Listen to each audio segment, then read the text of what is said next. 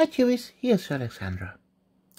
Let me ask you, what do you do as a content creator when a resin manufacturer asks you, hey, I have 2 liters of my resin laying around, do you want it? And, well, now you have a surplus of resin. And what do? Well, you print some miniatures. And in exchange, you say stuff like, hey, go buy the Amerilabs resin TGM7, the flexible gamer resin, where you can do stuff like this without breaking. Yeah. Well, and then you're still sitting on 2 liters of resin. Well, you print something big. Wait, let me adjust the camera a little bit. A little bit more. Maybe. Yeah. I printed me another knight. Well, this is the Scavenger Bracer from Station Forge on My Mini Factory. And normally he is a little bit smaller, maybe about this height here. Yeah, I thought to myself, well, you printed the other knight, the Defender MK1, lately, and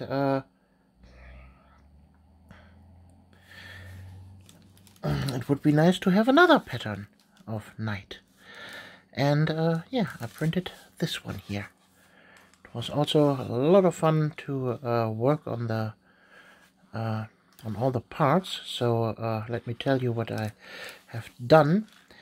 First of all, I needed to resize all the parts to 160%. I measured that inside of my slicer software and compared the torso to the torso of the other knight I printed, and made it about roughly the same size. And so I came up with a 160%, and this is what I went with. Then I needed to hollow all the parts that could be hollowed. So here the upper thighs are hollow, the lower thighs are hollow, this weapon is hollow, and the torso is hollow. Yeah, and also here the hip is also hollow.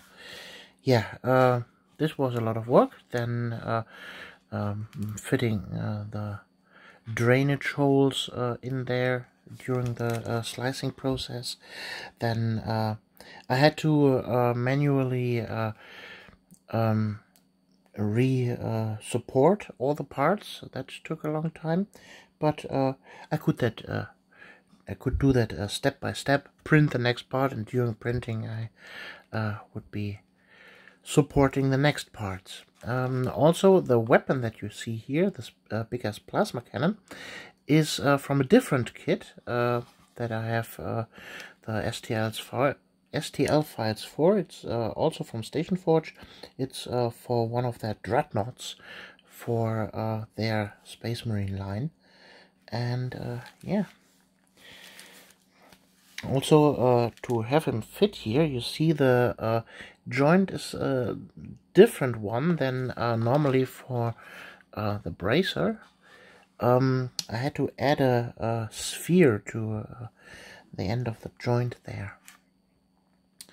But yeah, I think he turned out really nice, and it will be fun to paint him. Yeah, and this is the part where I really love 3D printing. You know, in 40K I have one passion, and what drives me forward are always having new robots, dreadnoughts, knights, and all that kind of stuff, Jaegers and Gundams. This is my passion in Warhammer 40K.